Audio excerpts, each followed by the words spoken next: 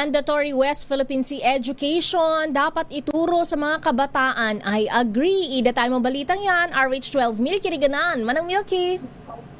Kaya at lakay, dapat bigyan ng sapat na impormasyon ang ating mga kabataan sa issue ng West Philippine Sea at dapat kasama ito sa kanilang subject sa eskwelahan. Nakapaloob ito sa House Bill 1625 o ang West Philippine Sea Mandatory Education Act of 2025 na akda ni Representative Shell Jokno na Akbayan Party List at co-authors ang ilang kapwa party list members.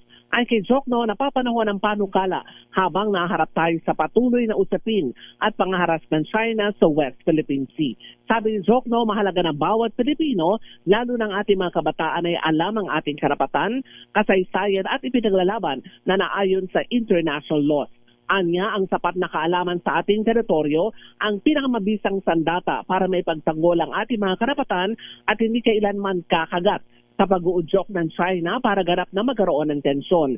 Sa bill, kasama sa curricula sa public and private schools ang lesson sa history ng West Philippine Sea, dispute, karapatan ng Pilipinas sa ilalim ng United Nations Convention on the Law of the Sea at ang landmark ruling ng Permanent Court of Arbitration sa The Hague. Kapag naisabata, so obligahin naman ang Department of Education na gumawa ng age-appropriate curricula, instructional materials at teaching modules sa koordinasyon ng National Historical Commission, DFA at ang civil society organizations.